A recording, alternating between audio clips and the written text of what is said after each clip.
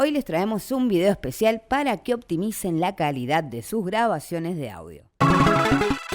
Lo ideal sería disponer de una sala o una habitación que no dé a la calle, así, bueno, está más alejada de los ruidos. Tampoco que esté cerca de la cocina o del baño, ya que, bueno, se va a escuchar, no sé, por ahí el motor de la heladera o los sonidos cotidianos. Y toda esa información se puede meter, se puede colar, digamos, por nuestros micrófonos.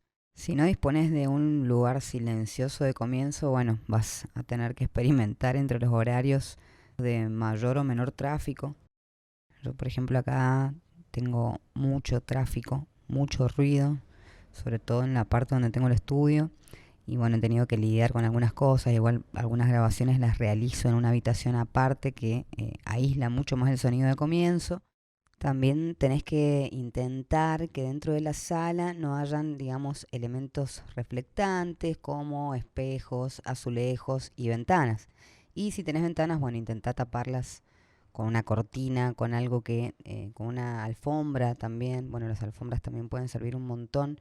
Y después, bueno, también, obviamente, los paneles acústicos siempre te van a ayudar un poco. De todas maneras, bueno, yo acá he experimentado bastante, eso es muy importante, conocer tu espacio bien. Por ejemplo, en ciertos lugares sé que puedo grabar ciertas voces con determinados reverbs. Por ahí muchos graban lo más seco posible y luego al momento de cargarlo, digamos, el software, bueno, le hacen como los ajustes después. Pero también está bastante bueno grabar de entrada con reverb o con algún efecto que el mismo ambiente te pueda proporcionar, digamos. Es importante que tengas en cuenta que no es menester que tengas la mejor placa del mercado. Simplemente con que tenga un par de entradas, por lo menos para iniciarte, es más que suficiente. Tenés que revisar también que tu placa no genere ruidos o no tire sonidos que realmente no están dentro de lo que tu instrumento está mostrando como señal. La placa es algo muy importante porque es un conversor de señal. Y como nosotros vamos a convertir esa señal, también tenemos que saber que para ingresar la señal al software, de preferencia para realizar nuestras producciones, tenemos que colocar un cierto nivel de entrada, evitando que se generen ruidos, ¿sí? Clips, que se le llaman, ¿no? Cuando clipea la placa, que es muy fácil y muy sencillo de distinguir, porque en la misma placa, en el mismo dispositivo hardware, vamos a notar que nos larga como un punto en rojo. Esto quiere decir que está clipeando y que está quebrando la señal al momento de ser ingresada. Por lo tanto, por más que nosotros luego bajemos el volumen de lo que ingresamos estallado al programa, el audio está quebrado y no hay manera de recuperarlo. Esto es algo muy importante, saber cuánto de ganancia tenemos que ingresar a nuestro canal. Para eso también vamos a mirar la pantalla de nuestro DAW, de nuestro software, en este caso el mío es Ableton Live, y vamos a ver que tampoco clipee en el canal de entrada de nuestro programa. De todas maneras, podemos también hacer una serie de pruebas, siempre viendo más o menos al volumen máximo al que vamos a estar cantando, tocando, etc. Y ahí, una vez hechas las pruebas, podemos hacer las grabaciones. Lo ideal es que la forma de onda tenga un tamaño considerable sin que se quiebre el audio. Si se graba muy bajo, aunque yo le sube el volumen, le falta, digamos, potencia a ese sonido para sonar realmente como debe. Cosas para tener en cuenta una placa de sonido, básicamente que tenga entrada plug, que no tenga entrada RCA. Hay unas Behringer que tienen entrada RCA que son muy malas y bueno, que no te larguen mucha latencia. Si querés saber un poco más de la latencia, te dejo por acá arriba una tarjetita con el link directo hacia ese video. Yo tengo esta, si se ve ahí, bien, una Behringer que tiene 4 entradas, es USB, la verdad que está bastante buena. Intenté que tuviera MIDI porque suelo utilizar algunos instrumentos por MIDI, aparte mi compu tiene 2 puertos USB nada más. Y bueno, como para agrandarla se me ocurrió eso, nada, a través de la placa que me va a ocupar un puerto, meterle también el MIDI, largarlo directamente al controlador. La elección de los cables es algo más que fundamental, porque si un cable está roto, aunque no notemos que está roto, aunque nos largue igualmente la señal, nos va a tirar ruido. Podemos pensar que el ruido viene desde la placa, o bueno, pueden ser millones de cosas, entonces hay que empezar limpiar, digamos, los problemas en ese sentido. Tenemos un montón de cables, hay que ver nuestra placa, hay que ver el tema de los adaptadores. Los adaptadores a veces son muy malos y meten mucho ruido, nos meten la señal mal, por ahí tocas el cable sin querer y te queda en mono, estaba sonando en estéreo y te queda en mono, cables RCA. Hay que intentar comprar los cables de mejor calidad que tengamos, o sea, que podamos en el momento comprar.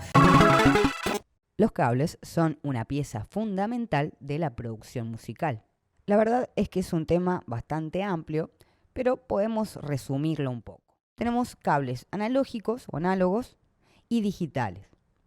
Los cables analógicos o análogos transmiten información como un flujo de electricidad y los digitales lo hacen en código binario. Dentro de los análogos tenemos los balanceados y los no balanceados. Algunos sabrán de qué hablo, otros no tanto. Los balanceados se usan mucho en el audio profesional porque son, digamos, inmunes en algún sentido a las interferencias. Los no balanceados son los cables de instrumento. Hay que tener en cuenta que mientras más largo es el cable, mayor es la pérdida de calidad en el audio. Cuando hablamos de grabación de audio, debemos tener en cuenta en primera instancia las herramientas que necesitamos para capturar la señal y o procesarla. En este sentido, los micrófonos son algo fundamental cuando queremos realizar grabaciones porque no solo podemos grabar voces, sino que también podemos grabar nuestros equipos, ya sea que estemos con una guitarra, con un bajo eléctrico o incluso podemos hacer capturas, tomas de aire. Bueno, esto va muy acompañado también con esa precaución que debemos tener en la sala en la cual realicemos estas grabaciones porque cualquier sonido externo lamentablemente se va a meter por nuestros micrófonos si la sala no está acondicionada para eso. De micrófonos posiblemente podamos pasar días hablando, pero no es lo que tenemos pensado para este video. Así que simplemente y teniendo en cuenta que estamos hablando de un home studio, o sea que no hay demasiado presupuesto, vamos a contar con los micrófonos que ya tenemos.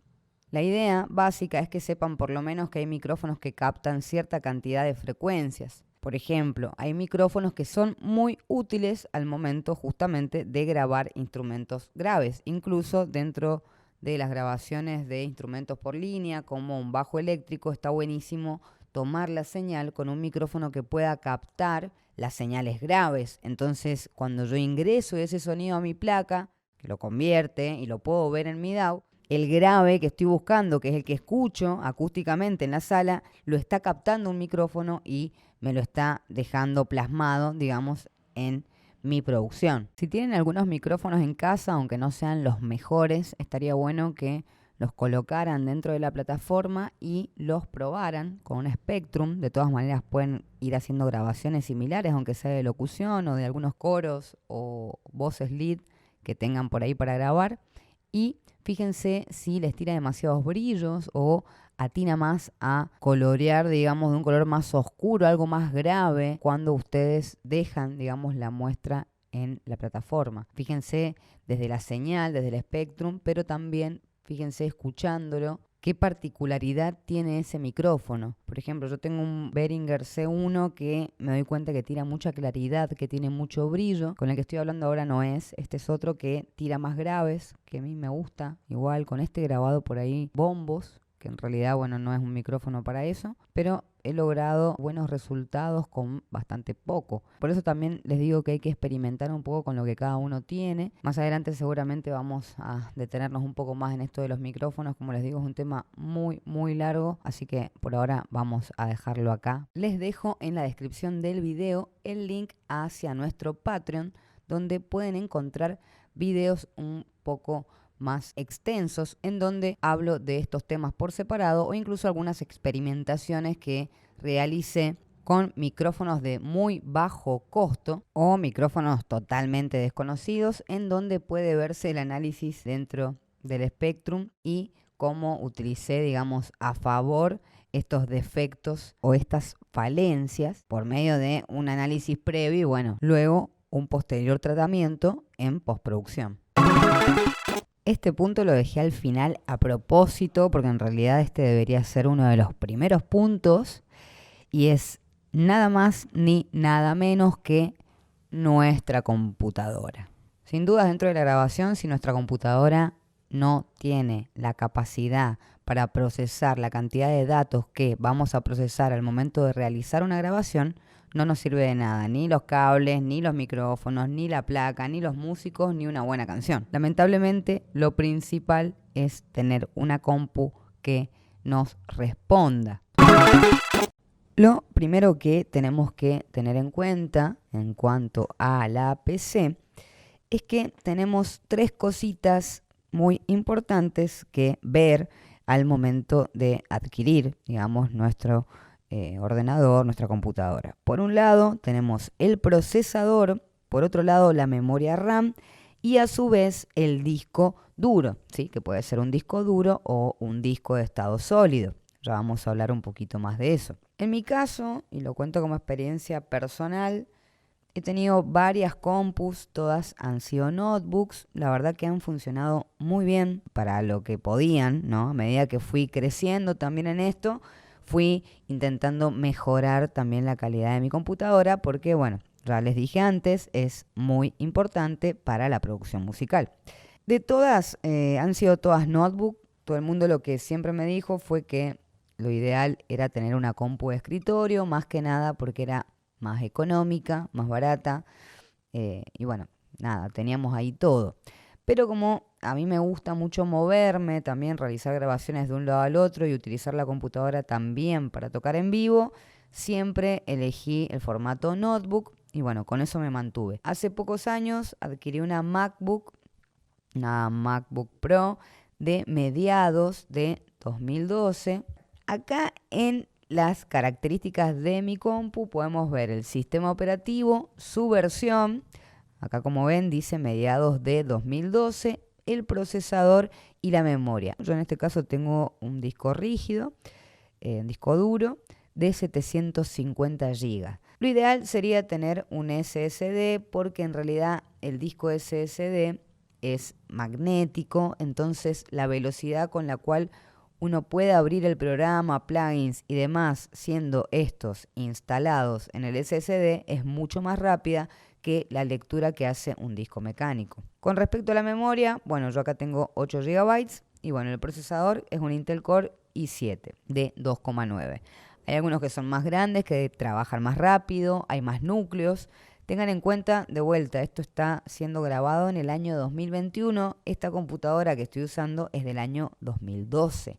O sea que la computadora tiene muchos años. Teniendo en cuenta que es una compu de 2012 y el laburo que yo le hago hacer, la verdad que no tengo nada para decir. Con muchos colegas coincidimos en que esta es una de las mejores Mac que salió, no porque las últimas no sean increíbles, sino porque las últimas no se pueden abrir. Un usuario común no puede abrir su computadora y cambiar la memoria RAM, sumarle, digamos, RAM, cambiarle el disco. En cambio, en estas computadoras más viejas, 2011, 2012, la verdad que se puede cambiar todo y muchos de los productores usamos este modelo de compu porque, por ejemplo, donde va el CD, digamos, el lector de CD en esta compu, que obviamente ya no se utiliza, lo que se hace es sacar y ocupar, digamos, ese espacio en el gabinete, si se quiere, para colocar un disco de estado sólido, jugando así también con 2 discos. Entonces, en el disco de estado sólido lo que se hace es instalar el sistema operativo y las aplicaciones. En mi caso sería Ableton Live, si tenés plugins, bueno, etcétera, se instala todo en el disco SSD. Y en el HDD, o sea, el hard disk, el disco duro, lo que hacemos es guardar, utilizar como de almacenamiento. Guardar datos, guardar música, guardar samples. Quisiera aclarar, yo ahora estoy trabajando con el Live 10, que he tenido otras compus. Tuve una Samsung hace un tiempo que era Pentium, ni siquiera era i3, i5, ni nada. Era una Pentium que tenía 4 de RAM y 500 de disco. O sea, estaba bastante limitada, pero en esa compu yo instalé el Live 9 y fue cuando empecé, digamos, con el programa. La verdad es que nunca tuve problemas, a excepción de cuando, bueno, sumé placa de sonido y quise grabar varias cosas a la vez. Solamente tuve problemas, digamos, de latencia, un poco por este tema del procesamiento, pero igual lo pude resolver. siempre cuando vayan a instalar su programa, tienen que ver los requisitos o requerimientos técnicos del sistema. En este caso, por ejemplo, en Windows, para instalar el Live 10, necesitamos tener Windows 7 o en adelante, ¿sí? Todos a 64 bits.